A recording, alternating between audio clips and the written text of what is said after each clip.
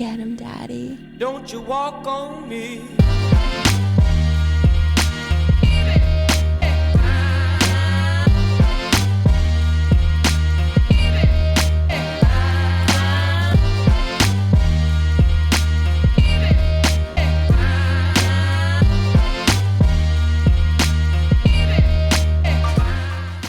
Sitting here with Elenson, Bluefin Tuna fishing legend, and we have got some stories for you today, guys.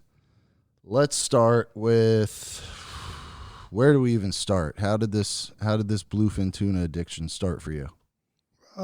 My fishing as an adult started on Staten Island, and to get to like the Hudson Canyon, to get to the pelagics out there, that's a 100-mile trip. But bluefins typically were 30 to 50 miles offshore, a little easier to get to. A lot of guys in my marina were bluefinning, and I just joined the pack. So what was your first fish? The first bluefin that I encountered was a big fish. I was trolling cedar plugs. I knew nothing about tuna fishing, and this torpedo came up behind my cedar plug, followed me for what was probably 10 seconds, but it seemed like an eternity, and then disappeared. And then I was hooked. I said, I'm going to get one of those rhinoceroses one day. So what was the next step after that? I was doing a considerable amount of shark fishing at that time. This is like, I guess, in the mid-70s. And for a couple of years, I just basically went out to the HA buoy and the BA buoy and sharked and caught some makos and saw some of my guys in the marina going to the Hudson Canyon. And so at that point, I had a 33 Bertram sport fish. But it was my first year with it, and had gas engines. I put a couple of 50-gallon gas tanks on the back of the boat. And we did that for about a half a season, and I said, this is crazy, and I changed over for diesel engines, and I was hooked on canyon fishing then. And that was mostly on like offshore tackle, or was this on light tackle already? No, it was 50s and 80s we used with black Dacron, 80-pound and 130-pound, depending on. The 50s had 80 and the 80s had 130. And we did some Chinese wind-on leaders with put the mono in the bray and the Dacron and tied on our lures, and we fished. So is it mostly trolling? No.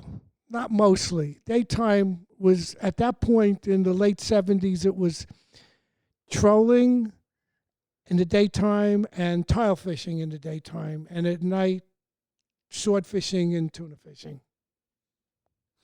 So when did you decide to start moving down from, heavy tackle to lighter tackle, and why? Well, I did a bunch of tournaments, and, if you wanted to deal with white marlin, you had to first, the 50s were too cumbersome and they were overkill. So we started to have various size trolling gear depending on the fish we were catching. And when did you decide that you were going to start chasing world records? My business was making T-shirts, and I had a friend I was living in New York, obviously, and I had a friend in Florida who started chasing world records, and I was like, I wanted to do that. So that's what kind of records was he chasing? Light tackle records on sailfish and black marlin. I think his name is Lawley Working, and he's gotten a few world records in his time, and he basically mentored me at the beginning. So how did that go? How did you even meet him? We had mutual friends in the T-shirt business, and somewhere in the 70s or late 70s, we went tarpon fishing in Key West, and then we went to Boca Boca Grande for tarpon fishing. So we bonded. And we weren't really competitors. We were in different sections of the market. So it was all friendship. Was he a little bit older than you, or were you guys like the same age? Same age. Yeah. That's cool. That's cool. I'm sure he learned some stuff from you too along the way. Maybe. So, let me like, out of all the fish like you become obsessed with, why did the bluefin tuna become your main like goal, main attraction? In most of the 80s, we, I've always fished on my own boats, and we would take my boat to Gloucester or the Hyannis port, and we would go there, keep the boat there for maybe a month and a half or 2 months, go on the weekends, because me and all my crew worked. This was not a profession for us. And we would make a weekend out of it. And if we caught a fish, we split the money and had a free vacation for those days. And then after that, you decided to. I did that, and I also got in on the bluefinning in the Carolinas when that first came about, and I was fishing with, the same international and national celebrities who discovered it at the same time. And I did that, and those fish weren't that big, and then they got bigger, and I stuck with it. And we would sell our fish when we could, and I did that for maybe 5 years, and then I said, I don't need to do this anymore. I says, it's like working for the Japanese, and it didn't make any sense. So where did it go from there? So I was fishing. I was already living in Florida by then, and I was fishing for tarpon 3 or 4 days a week, and I was fishing on 20-pound test, and I figured I knew 20-pound test enough that I could try it, ultimately in the Carolinas, where I was going each winter to recreationally fish for the bluefin. Yeah. But that was already like closer to like 2000, 2001.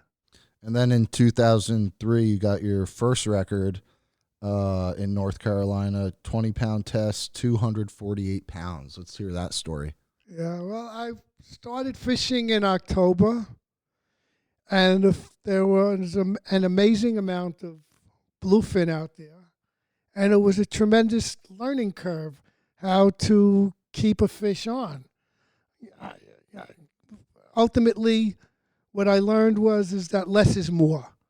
I was only fishing 2 lines, and if the bite was hot, I would only fish 1 line, because you had to have response time that was instantaneous to the bite and start following the fish by backing up.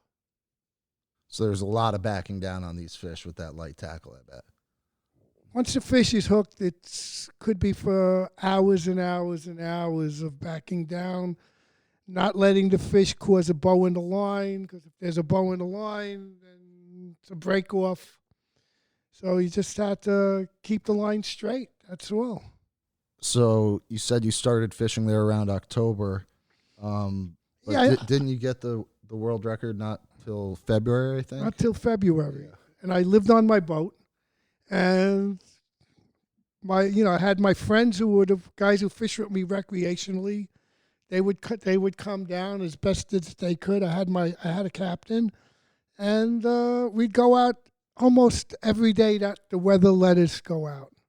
How did you find that captain? Because you told me when we were speaking earlier that he became your captain for all of these world record trips and all of your trips in general. How did you link up with him? He was my second captain. My first captain worked for me for about 3 years, and he was a Fort Lauderdale guy, and I was a Staten Island boat. And I think his wife just gave him too much grief for being away so long. So he recommended a friend of his who was running a 67 Buddy Davis. I had a 47 Davis at this time. I had fished on the other guy's boat. I knew the guy was legitimate, and that was it. For 20-something years, he's been my captain. What's his name? Bobby Cook. Shout out to Bobby Cook. Well, you better shout to heaven now. 'Cause Oh, I'm sorry. he passed away last year. I'm sorry, Bob. R.I.P. to Bobby. We could dedicate this episode to him if you want. I think that would be nice. That would be good. So the 20-pound record, 248 pounds. What was that fight like from start to finish? What was the day like? What were the conditions like? Let's really go back and talk about that. At that point, there was already snowing in North Carolina. So It was February 5th. yeah, my birthday's the 7th. Nice present right there. Yeah. So listen, each fight is the same but different. Sometimes they last from sunup till after sundown, and you lose the fish. Sometimes you lose them in 10 seconds. You never know. But most of the successful fights that and catches were around 4 hours, because the longer the fight, the more stress on the tackle, the more stress on the crew, and the more easy the opportunity to lose a fish. Didn't you tell me too at one point that it required you to have to wear like adult diapers to land some of these fish because the fights are so long? Yeah, I went to the IGFA and I said, listen, I'm fighting a fish for hours and hours and hours. The fights are in the winter. I'm totally covered in clothes. I said, can I put my rod in the rod holder for just enough time to do a number one? And they said no. So I had a choice. I had 3 choices. I could have my girlfriend, at that time, my girlfriend, if she was on the boat, she could help me. That was allowed. I could ask someone in the boat, but that wouldn't work. Piss in my boots or wear Depends. So I took the last one. We should get Depends to sponsor this episode. I'm telling you, they had a big laugh at the IGFA. You went for it, man. So the record that was held before that one, I think it was like 196 pounds. Like, so you really crushed that one. There was some guy in Italy that held a good amount of records, and I took 2 away from him over time. Nice. So okay, you catch this. You get the first one. What's the celebration like that night? Oh man, the guys who were on the boat. We have a picture of them here. These are the guys who were fishing with me forever. It was champagne and sushi. That's amazing. So how long did the high of that catch last before you were like, all right, I got to go get another record? It lasted. It really lasted. Do you think it's still lasting right now? Well, it could be. Yeah, that's awesome. That's awesome. So then, you went 2 years before your next record. What went on in those 2 years? Were you chasing them exclusively still, or? Only during the season of Bluefin, and again, And mainly in North Carolina. I think mainly the second. No, but I had my boat in Ocean City also. I was already moving around, following the fish to a degree. So But my next opportunity came out of Beaufort again. Yeah, it was out of the same port, right? Yeah. And that was the 16-pound class record, and this is all mono, correct? All mono. All mono. At that point I was using Stren. Stren basically set me all the line I needed, and they had me work a boat show for them 1 year. So I never needed line. So before we get into the story of this next record, what is the tackle like that you're using? And let's talk more about the line, the type of the reel that you're using, how much line you're putting on that reel. Okay, let's see. Well, basically, the first thing you got to do is to make sure that your line don't overtest. So you gotta work with the IGFA and have your line pre-tested prior to you using it, or you can run into some major disappointments. As far as a rod goes, it had to be somewhat limber so that it would withstand the initial impact of the strike, because 3 out of 4 of the fish that I caught were all trolling, which is an interesting story unto itself on that light tackle, especially like the 4-pound test. The troll something, and the reel. We weren't really using 2 speeds. It wasn't necessary because you didn't ever need the torque to drive a fish up. You had to wear them down and go with the higher retrieve.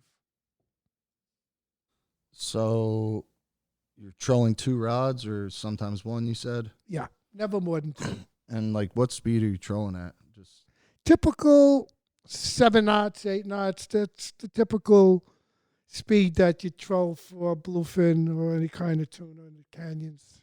Were there any, out of all 4 of these records, were there any, in terms of the conditions for each trip, were there any similarities between the conditions? Like, were they all on overcast days? Listen, I wouldn't go out if it was not fishable. I mean, that's a very vague term of what's fishable, but it would have to be relatively decent because of the stress that you're putting on, and I'm putting on myself, the boat, and the tackle. Because fishing one fish for 10 or 12 hours, you don't need that. You don't need the weather against you. Also, Yeah, definitely. Fuck, what was I gonna say? What did I just ask? What was the last question? we're talking about tackle. Tackle, right? So, I just wanted to say it is possible to troll 4-pound tests.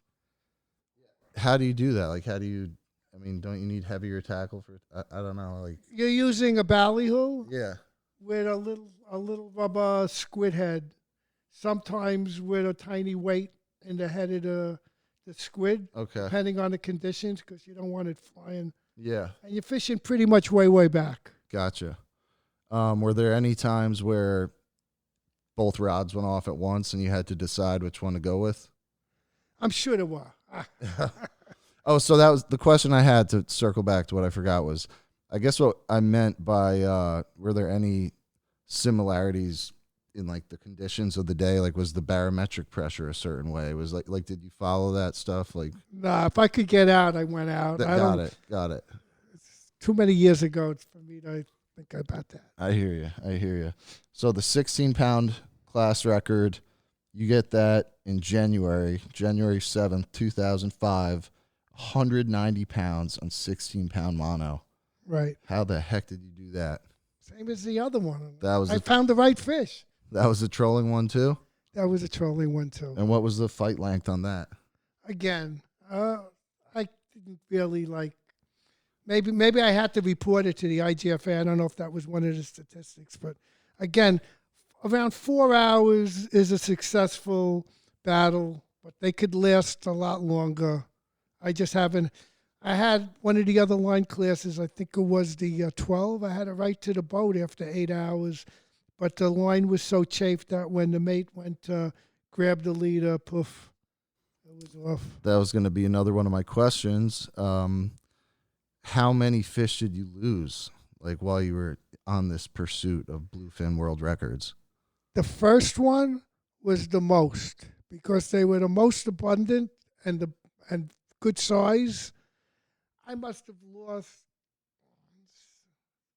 60 or 70 fish. Before you got one, or just throughout? Before I landed the world record. I never landed a fish that didn't qualify for a world record. Really? Really. What are the odds on that? But the odds aren't that bad because if the class of fish are 200-pound fish, and for just argument's sake, the existing world record for 16 pounds was 140-something pounds. And the next one I got already, so I'm not fighting 20-pound test. So I take my shot at that size fish on 16-pound test. Nice. That's amazing. And then you got the. Wait, no, I think I was a little out of. Was I out of No, first you got the 20 pound in 2003. Then the 16. No, then you got the 8 pound in '04. You got them back to back years. Let's check that out. Do you want to put things on hold for a second? Yeah. Yeah, you're right. I was right. Yeah, what do we have to do to fix that? No, there's nothing. It's fine. I'll edit it. All right, so little mix up. First one was the 20 pound, 2003. Then the next year, you dropped down and caught a 65 pounder in New York on 8 pound test. That one I caught on the bottom using this live squid. With spinning gear or no? No, conventional. Bottom using live squid. Where it was out in the canyon? No, it was by the Bacardi wreck. Oh, okay. So that's it. Just as a side note, I feel it's more difficult on light tackle to catch a fish off the bottom than it is trolling. Why? Why do you think? Reasons. Okay. Remember, the one thing that kills you all the time is a bow in the line. Once you get a bow in the line, the drag in the water breaks the line. So if a fish is on the bottom, it can't go more down. It has to go somewhere else, causing a bow. So if by the grace of God you can get through that, you're lucky. But it's not easy to get that fish up where you have a direct connection to him. So that bow in the line is where you'll lose most of the fish. Absolutely. So as soon as you get that hit, you must be reeling like crazy. When the fish is on the bottom, there's nothing to do, but Yeah. you have to just cross your fingers that the line don't break, because there's no way you're not getting a bow in the line. So how do you think you avoided doing that? How deep were you fishing? From what I remember, that's about 130 feet, 120 feet in the Bacardi area. Just a side note, every time I hear about the Bacardi wreck or even hear the word Bacardi, I actually have a little PTSD flashback to a trip out there, my first ever tuna trip with a captain that shall remain nameless, who did not read the weather right, or I guess the weatherman was wrong or whatever. And we got hit head on by a 40-foot rogue wave. His entire 37-foot center console, Jupiter center console, we were under the Atlantic Ocean completely. And we actually kept fishing. And we got back to the dock that day, and he told us that he didn't even have the life raft on the boat, that we got really lucky. So, yeah, every time I hear about that goddamn Bacardi wreck, because you know what? We were going out to fish the wreck, and we found a bunch of birds working. There was a ton of bait. The sun was just coming up, and he only gave that spot about a half hour, and he was like, we got to go further. We got to go to the Bacardi wreck. And the waves are already picking up. It was not 5 mile an hour winds like they predicted, and he pushed it to the limit and tried to get us out to that wreck, and we almost became the fucking wreck. So, yeah, good old Bacardi wreck. But yeah, so how did you drop down from 20-pound test to 8-pound test? What made you go? The size of the fish that were in that area. Oh, okay. Everything is about the school size. Okay. So they were between what, like 50 to 100-pound class? Somewhere. Because it was a 65-pound fish, right? Yeah. Listen, I have all the different line classes on the boat. I had a number of reels already spooled with the right. Gotcha. So you were ready to hit any record you could if you saw the right size fish. More or less, Yeah. but not exactly. I mean, I knew what I was going.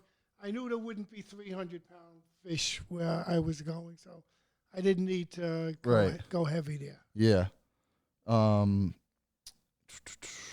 So that's in September 10th. What was the fight length on that? 4 hours? Same, yeah. All around 4 hours, huh? That one was longer because I think I caught the fish in the middle of the day, and then I landed it in the middle of the night. So that must have been about an 8-hour fight. Yeah. And then we stayed out until the morning just because there was no reason not to. Yeah, of course. Came in and weighed the fish. Oh my gosh, it's crazy. So let's talk a little bit about the process of entering an IGFA record. What exactly do you have to do? Do you have to pass like a polygraph that's where they ask you questions like did anybody else touch the rod? Is it like what are some of the protocols there? Well, they have a whole set of rules which you need to adhere to. But in terms, first of all, you got to send your line, pictures, witnesses. You have to have a certified scale, prove it was a certified scale. Ultimately, I had my own certified scale on the boat, but at the beginning, How do you get that? You just order that from them or? oh no. You go to any scale company and you ask to have a certified scale. Oh, okay. I didn't even know that was a thing. Yeah, and it has to be certified once a year. So, and you gotta make sure your tackle adheres, and like I bought an AFCO gaff, and it was I think your maximum gaff length is 8 feet, and it said IGFA on the it was 8 feet 1. I had to cut the gaff down an inch. Oh, so there's rules on the length of the gaff too. Yeah. Wow. Okay. And again, most of it is the honor system. So it's not like you're doing this for anything else than a personal reward. So you want to hold your head up high with this stuff. Yeah, definitely. Man, it's just so crazy. Some of these pictures that I'm looking at right now. Yeah, guys. this is another interesting thing. Yeah. You're fighting a fish, and this happened to me wherever I went. I got one record in New York, one in Ocean City, and two out of Beaufort. Dolphin. Most people, I don't think, have experienced this, but when you're fighting a fish after the initial run, and the initial run could be hours really that you're backing down, then the fish goes below the thermocline and stays straight up and down. And if dolphin will come to you, and they will, a school of like 12 or 14, and huddle around your line and stay there, and that causes the tuna to get nervous, which causes him to expend extra energy and lessens the fight to a small degree. And they never touch the line. And I'm talking about I must have 30 hours of dolphin around my lines, and they don't do anything bad for you. If anything, it sounds like they help you. That's right. Yeah. Wow, that's crazy. Did you ever have anybody cast back and catch one while you were still fighting the bluefin? Oh, no. Not allowed. That's not allowed. No, not those porpoise dolphin. Oh, real dolphin. Real dolphin. Whoa, that's crazy. Huddling around your line like in a circle, just curiously looking at the fish. Wow. And did that mainly happen in North Carolina? No, everywhere. Everywhere. Everywhere. What? What do you think that's about? You think they're thinking about maybe eating it? And they're curious. Yeah. I don't think they've ever seen a tuna held up like that. They're like, what is wrong with that guy? Oh, man, that's crazy. So wild. And then you got the 4-pound test record on June 15th, 2011, Ocean City, Maryland. 39 pounds on 4-pound mono. How the hell, man? How does that? I never used 4 pounds before in my life. But the fish, first of all, you have to worry about getting small fish records, because I'm not sure now, but I think it was 27 inches. It was the smallest bluefin you can take. So if it's under 27 inches, it's a waste of your effort. And the ones that are 27 inches, I wasn't sure if the weight would work. But I was lucky. I got one there was nobody who had a record before, so I didn't have to beat someone's record on that pound test. I just had to comply with the rules of the United States and catch one. And what was that? Another like 4-hour fight? Or was that a little bit longer? About the same. About It's all proportionate, Yeah. I think. I mean, I've caught a lot of, during the course course of doing this, I've caught a lot of yellowfin tuna, and I could attest to this, that using light tackle, a yellowfin tuna of the same size as a bluefin is 50% of the strength. It takes me half the time or less to get them in. So that's something that I'm pretty sure of. Did you ever come close to any other like species of tuna world records? Did you ever almost get a yellowfin? No, when I was going for bluefin, the yellowfin were not big enough for world record. Yeah, you were just exclusively chasing those bluefin. That was my thing. I said, I wanted to get all the records up to 30-pound test, and I was very close to the 6 and the 12. I had both of those at the side of the boat. Let's hear about that. How did you lose the 6th one? And after how long of a fight? Like 4 hours? You lost at the side of the boat? Longer fights. Wow. Those two were longer fights. In fact, Lindsay, my daughter, was on for the 12-pound test. Oh, wow. And so how'd you lose them? Just the line gave out at the end? At the end, one when we were trying to gaff and the leader man brought the fish a little close. Poof. Another one was just fatigue on the part of the crew, and we missed the first gaff, and that was it. How did you react in the moment? I don't know. I'm sure it wasn't good. You can't. Everybody's working as a team. Nobody's at fault. You got to keep the momentum going, the spirits up. No, and it's just the next word is next. Yep. And that's it. Yep. Did you ever get sharked at all while fishing for bluefin? Never. Really, not once. I think I was before. I think now sharks would add another element of difficulty. Yeah. Definitely. Yeah, we've been talking about sharks a lot lately on the past few episodes, and how the problem has gotten pretty bad, especially in the Bahamas. So, how big of a circle did you keep in this community in terms of being able to give a guy a call and say, hey, are the fish down there? Should I come down to North Carolina? How does that work? How would you follow them? Well, for the most part, I made a commitment based on history, where they were the year before. I was ready to just be there because you have your good days and your bad days. But I was networked with the tackle shops, whoever I was, and some of the commercial guys. We'd help each other. Yeah, because you would sell to them, right, if you got a good one? No, I'm talking about the guys who would fish to sell. Oh, gotcha. Would be fishing out there in the same area as you guys would be. Yeah. I was pre-wicked tuna. But these were some wicked tuna, man. This is some crazy stuff. So what are some of the tricks of the trade? How are you adjusting your drag while you're fighting these fish? What? I would always put my drag at a third of the breaking strength of the line, but for the most part, you're using your thumb as your drag, and the stretch of the line. It's all about the stretch of the line. Just don't stretch it too much. Yeah. You ever get spooled? Never. Really? Never. Even on the 4 No, here's another thing. I mean, even though I'm using, IGFA the whole way line, I would only have maybe 25% of the spool with fresh line all the time. Why? Because because you're always backing down on the fish.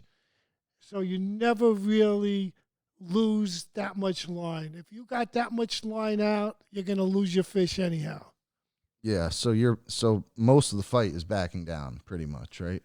The first third, say, is backing down. And then that's when it tries to go straight and down then and head in the thermocline area. And then the rest is straight up and down. Straight up and down. So were you using a harness? You allowed to use a harness with IGFA rules? Yeah, you could even use a chair, but I don't have a chair on any of my boats. I had a rocket launcher, and between the rocket launcher and the transom, I had a padded piece of material, and I would just lean up against that, and if not, I could always move to a corner, because it's all light tackle but not that much drag. You didn't really need anybody to assist in that, in that. I always use a large braid harness and belt, so that 12-hour fight really didn't stress out my body. Right. So you're fighting it more with like your hips, right? You're like leaning back. All in your hips. Yeah. Yeah. Definitely.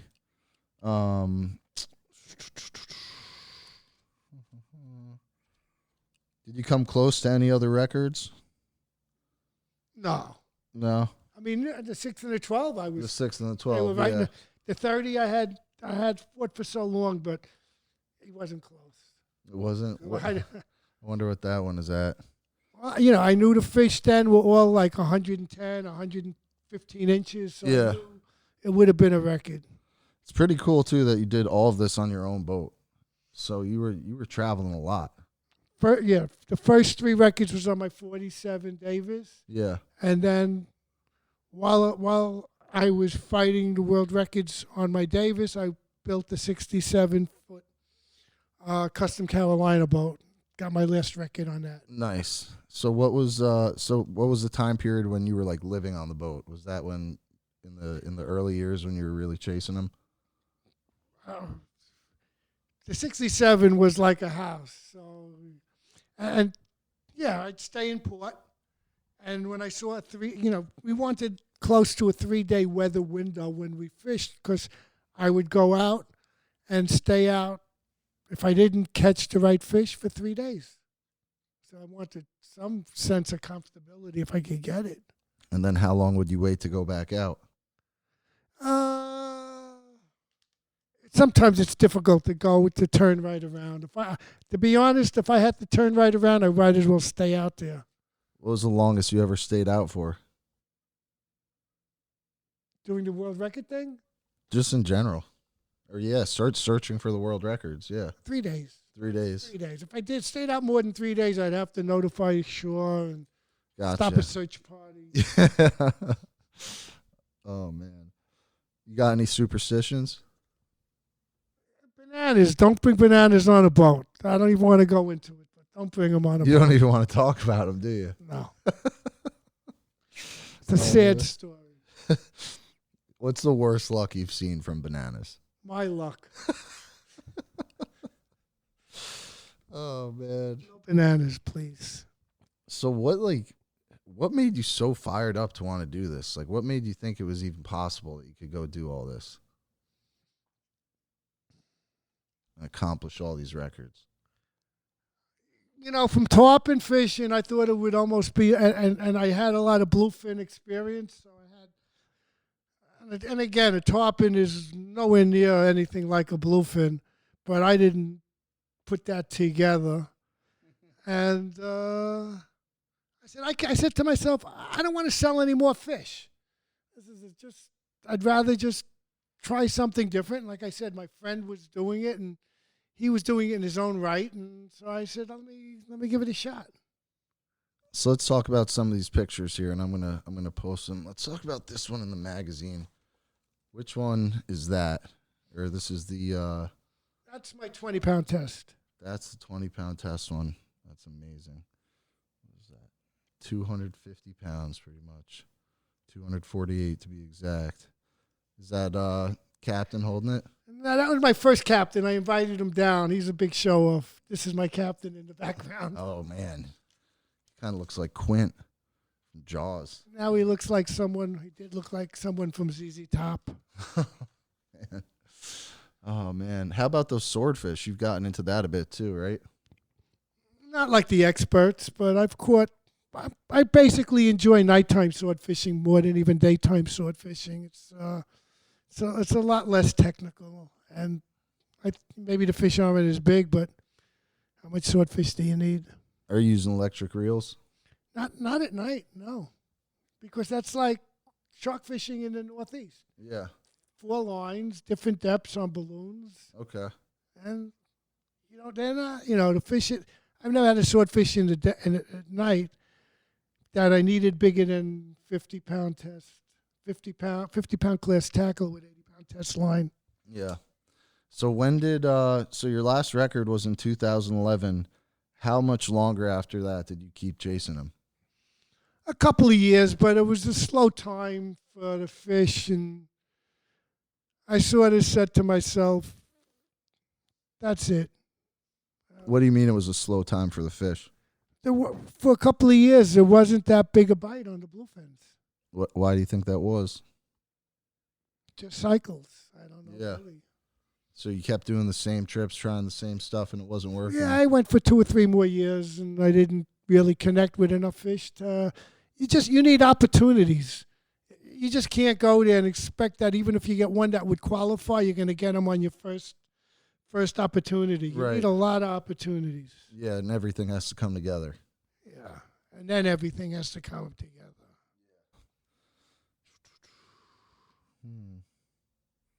So are you allowed to harpoon them for the IGFA, or they have to be gaffed? No, they got to be gaffed. They got to be gaffed. Very interesting. So have you ever had any sketchy situations out on the water? Yeah, but I'm going to refer to one I'll call the banana story. Okay, so it's June. I don't know. It had to be 20-something years ago at this point. And I knew the bananas, just as a preface, were unlucky then, but we didn't believe in it. So me and 2 of my friends are going to go troll for giant bluefins near the Bacardi wreck. And, we're limited. All 3 of us had full-time careers, so we only have the weekends to do this kind of stuff then. And it was extremely foggy. It was no wind, but extremely foggy. I had radar on the boat. So, because it's June, my life raft was in service, so I didn't have that on the boat. But we still decided we were going to make the trip. So, we get 25 miles offshore. I'm in the cockpit, and I'm making my mullet dredges for the bluefin trolling. My friend Floyd is driving the boat, and my other friend he's in the forwards berth, getting a little sleep. And we collide with a 400 and change foot container ship called the Fortaleza. I'm in the cockpit, so I got knocked backwards, and it's a very big knock. And in the fog, I could see the side of the ship going by. So I hear water gurgling underneath me. You got flown back? Did you land on your back? I mean, I think I had my hand in the back, and I cushioned myself with my hand. how fast were you guys going, do you think, when you hit it? He wasn't going fast, maybe 12 knots, 14 knots, something like that. But he hit it head on the side of the boat? I think we both collided side to side, but or more closer to his forward section, because he put a big gash below the waterline into my Bertram. Oh my God! So then what happens? I look into the bilge, and I see that water's rushing in, and I inform the other 2 guys of the condition. I see a crewman as the boat is sliding by me, says, "Is everything okay?" And I yell back, "No." Floyd luckily reacts very quickly on the bridge, and he calls in a mayday with our Loran coordinates, and it's picked up by the Coast Guard. The ship continues to go, and rightfully so, because the ship of that size can only do more damage trying to turn around and figure out how to help us. And we felt, at least we felt we communicated not only with the ship that we collided with, but with the Coast Guard too. It took about 12 minutes for the boat to sink completely. We had taken an EPIRB with us, which we found out later, and life jackets, and a rope, and stayed together. And in about 2 hours, a Navy ship this is the technology then, even though we're holding a freaking EPIRB. Ahoy! Ahoy! And that's how the Navy ship got to us. and then we had to climb up. I was able to climb up the cargo net, and my friend Floyd did too. The third guy had to be hoisted because the temperature of the water was, I think, 58 degrees then. It was kind of cold. Yeah, what time of the year was this? June. June. And where was this again? This was in... It was on the way to the Bacardi, and Oh, right. and it was about somewhere off in New Jersey. Yeah, so how long were you floating there for? A couple hours. What did you guys talk about? Sang songs. We tried to keep our humor up. Really? Yeah, but we were shaking from the cold. Did you think you were going to die? I don't know if I thought that far into it at that point. I was in pretty good shape, so probably better shape than the other two. So what, you just kept treading water with the life jackets on to stay warm? You just kept moving to stay warm? I mean, it must have been so cold for 2 hours. There was no wind, Okay. so, and we were dressed, and we were floating because we had life jackets on. So that really, time is the big killer. Yeah. So. I think, or do you think that because the wind was down, that was part of the reason you were able to be saved like that fast? Well, the wind down kept the fog up. So. My God. Yeah. But you had the EPIRB, so they just came right to the EPIRB. No, as we found out later, an EPIRB can only be, this type of EPIRB can only be used, I don't know what they have now. Yeah. But then EPIRBs could only be tracked by something above in the daytime. Oh my God. So how the hell did they find you? Just from the Mayday call? From the Larian numbers. Wow. I'm not done yet. So I told you, Victor, Floyd owned the diving operation. So he felt so bad because he was driving the boat. He wanted to do something. So he mobilized a dozen of his commercial divers. We went back to the Larian numbers because we got them back from the Coast Guard. Saw the oil slick. It was in 120 feet of depth. And we all went down on the boat and salvaged as much as we could from the boat. You dove down there too? I dove down there too. Wow. And that's where I saw the bananas that I had bought just floating in the salon. No way. And that's the last a banana will ever see my boat. Oh my God. End of story. End of story. That is crazy. The bananas were still floating in there. That was the first. Yeah. You get to the bottom, you go to Pekin, and you see those fucking bananas. Yep. Oh my God! I wish I could have seen your eyes behind those goggles when you saw that shit. You were probably like screaming down there, like. We learned, believe me, we learned. That's crazy. Any other sketchy moments out there? Everything is the more you go, the more you see sketchy moments. But that was my sketchiest. Did you ever go out without a life raft again? No, not offshore like that. Yeah. That's wild, man. And the boat it only took like 10 minutes for the boat to sink. We had a ship's clock in the salon, and from the time the Mayday was called in until the clock stopped working was 15 minutes. Oh my God. Yeah. We we salvaged the clock too. How did your family react to this one? I think it was the next they saw, it wasn't like they were searching for us. It was one of them, hello, guess what happened to us? Oh my God. Or it could have been like, hey guys, we're not telling anyone about this. Yeah, where's your boat? Yeah, where'd your boat go, honey? That's kind of a long story, dear. Oh man, that's crazy. What else? I got to get one more. You had to have seen so much crazy shit out there. I mean, what? Yeah, I mean, in my early days on my 33 Bertram, we went. We're talking about again in the early 80s or mid 80s. I take one of my clients and his son and my friend Floyd again, and we go out to the Hudson Canyon. The weather report is great.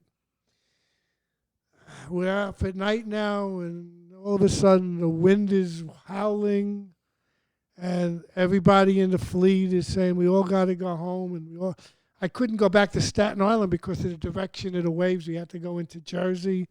It took about 9 hours of traveling to do what should have been a 4.5-hour trip.